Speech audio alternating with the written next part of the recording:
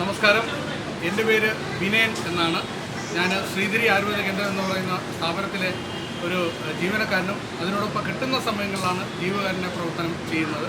അതിൽ ഇന്ന് വളരെ സന്തോഷം നിറഞ്ഞ ഒരു ദിവസമാണ്. കാര്യം സ്കൂൾ തുറക്കുന്നു എന്ന് പറയുമ്പോൾ ഏറ്റവും കൂടുതലുള്ള മാതാപിതാക്കളുടെ മനസ്സിൽ പഠിക്കുന്ന കുട്ടികൾ അവരെങ്ങനെ വിടും, അത് സാമ്പത്തികമുള്ള ഒരുപാട് പേരുണ്ട്, സാമ്പത്തികമായിട്ട് വളരെ താഴെത്തട്ടിലിരിക്കുന്ന, അതും പ്രത്യേകിച്ച് ഭിന്നശേഷി കുട്ടികൾ, അവർ ദൈവത്തിൻ്റെ മക്കളാണ്.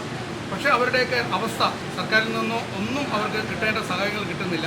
പക്ഷേ അങ്ങനെയുള്ള 20 പേരെ സ്നേഹസാന്ദ്രം ചാരിറ്റബിൾ ട്രസ്റ്റിൻ്റെ സെക്രട്ടറിയായ ഷീജയുടെ സാന്നിധ്യത്തിൽ ഷീജയാണ് ആ 20 പേരുടെ ലിസ്റ്റ് തന്നത്. അർഹതപ്പെട്ട കുട്ടികൾ, അതിനോടൊപ്പം തന്നെ നിർദ്ധരായ 30 നല്ല പഠിക്കുന്ന കുട്ടികൾ, ആ കുട്ടികൾക്കുള്ള ചേർത്ത് 50 കിറ്റുകൾ വിനയസ്പർശം എന്ന പേരിൽ എനിക്ക് ഇന്ന് കൊടുക്കാൻ സാധിച്ചു. അതിന് ഞാൻ ഒരുപാട് നന്ദി പറയുന്നത്, നമുക്കൊരു സഹായം ചെയ്യുന്ന വ്യക്തികളെ നമുക്കൊരിക്കലും മറക്കാൻ പറ്റില്ല. അവരുടെ ഒരു സഹായം ഉണ്ടെങ്കിൽ മാത്രമേ നമുക്കിതൊക്കെ ചെയ്യാനുള്ള ഒരു കരുത്തും ശക്തിയും നമുക്കുള്ള ഈ പറയുന്ന പോലെ സാമ്പത്തികമൊക്കെ ഉണ്ടാവും. പക്ഷേ അതിനും ഒരു കാര്യമുണ്ട്, ഒരുപാട് സംഘടനകളുണ്ടെങ്കിലും അത് കറക്റ്റ് സ്ഥലത്ത് എത്തും, അല്ലെങ്കിൽ എത്തിക്കും ഇയാൾ എന്നുള്ളൊരു വിശ്വാസമാണ് എല്ലാത്തിനും പ്രധാന കാരണം. ഒരു 10 വർഷം കൊണ്ട് ഒരു ദിവസം പോലും മുടങ്ങാതെ 150ഓളം ഭക്ഷണപ്പൊതികൾ കൊടുക്കാൻ എനിക്ക് സർവേശ്വരൻ്റെയും ഇതേപോലെ സുമനസ്സുകളുടെയും സഹായത്താൽ സാധിക്കുന്നുണ്ട്. എന്തായാലും ഇന്നത്തെ ഈ പ്രോഗ്രാം ഒരു ഭയങ്കര സന്തോഷമുള്ള പ്രോഗ്രാമായിരുന്നു.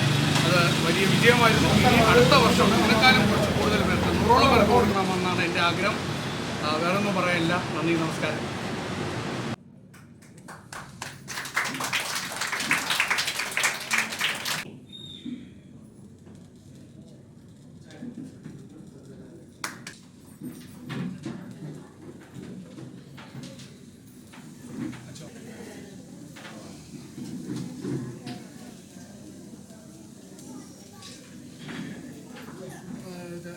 ശ്രീജി ഒരു മിനിറ്റ് ചോദിച്ചോ.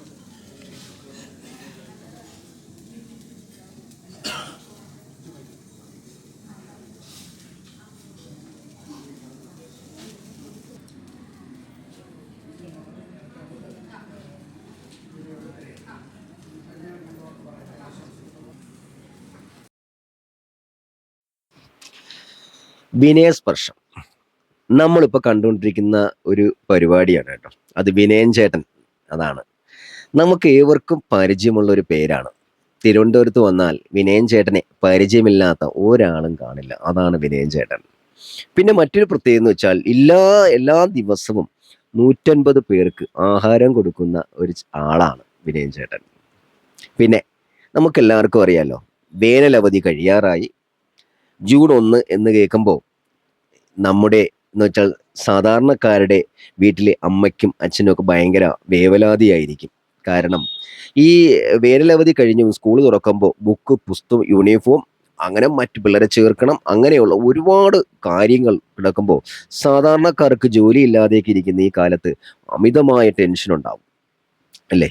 അപ്പോഴും പതിവ് പോലെ വിനയൻ ചേട്ടൻ എന്ത് ചെയ്തു? കുറച്ച് നിർദ്ധരായ കുറച്ച് മക്കൾക്കും പിന്നെ ഭിന്നശേഷി മക്കളെയും വിളിച്ചു വരുത്തി ഒരു പ്രോഗ്രാം സെറ്റ് ചെയ്ത് അവർക്ക് പഠനോപകരണങ്ങൾ കൊടുക്കുന്ന ഒരു ചടങ്ങാണ് ഈ നടക്കുന്നത് കേട്ടോ. എല്ലാവർക്കും കൊടുത്തു തയ്ക്കാൻ പറ്റില്ല, കാരണം അവരെ കൊണ്ട് ഓരോരുത്തരും സഹായിക്കുന്ന സഹായങ്ങൾ കൊണ്ട് അദ്ദേഹം പല കാര്യങ്ങൾ ചെയ്യുന്നു. അതിൻ്റെ ഇടയ്ക്ക് എല്ലാവർക്കും കൊടുക്കാൻ കഴിഞ്ഞില്ലെങ്കിലും പറ്റുന്നത് പോലെയുള്ളവർക്ക് കൊടുത്തു. വീൽ ചെയർ കൊടുത്തു. അവിടെ ഇരിക്കുന്ന മക്കളെ കണ്ടില്ലേ, ഒരുപാട് സന്തോഷമായിരിക്കുന്ന ആ മക്കളാണ്. അതുപോലെ തന്നെ വിനയൻ ചേട്ടൻ്റെ കാണുമ്പോൾ തന്നെ, പ്രസംഗം കാണുമ്പോൾ തന്നെ നമുക്കറിയാം വളരെ സന്തോഷമായിട്ടാണ് കേട്ടോ.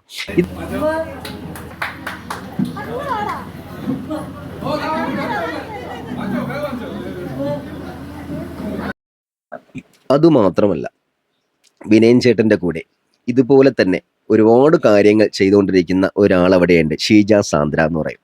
സ്നേഹസാന്ദ്ര ചാരിറ്റബിൾ ട്രസ്റ്റിൻ്റെ സെക്രട്ടറിയും കൂടെയാണ് കേട്ടോ.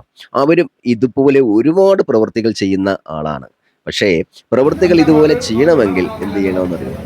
ഉള്ളവർ ഇതുപോലെയുള്ള ആൾക്കാരെ കണ്ടുപിടിച്ച് അവർക്ക് നിങ്ങൾക്ക് സ്പോൺസർ ചെയ്യാൻ ആഗ്രഹമുണ്ടെങ്കിൽ ആ സ്പോൺസർ ഇവർക്കൊക്കെ ഈ ചേട്ടനെയും ഇവരെയൊക്കെ വിനയൻ ചേട്ടനെ കണ്ടെത്തി കൊടുത്തു കഴിഞ്ഞാൽ അവർ വഴി ഇതുപോലെയുള്ള ഒരുപാട് ആൾക്കാർക്ക് എത്തും കേട്ടോ. ഇപ്പം പറ്റുന്നത് പോലെ ചെയ്തിട്ടുണ്ട്. ആ പ്രോഗ്രാം വളരെ വിജയകരമായിരുന്നു. അതാണ് നമ്മളിപ്പം കണ്ടുകൊണ്ടിരിക്കുന്നത്.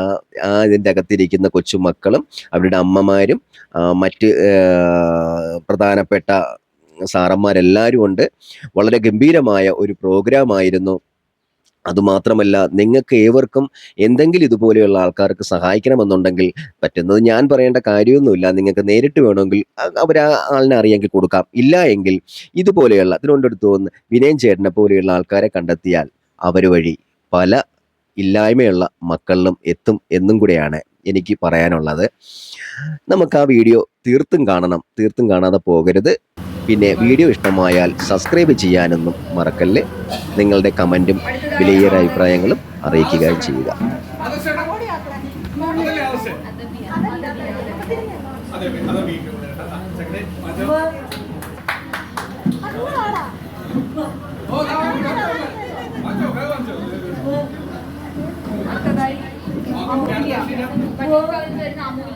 അമൂല്യ ഉണ്ടോ? അമൂല്യ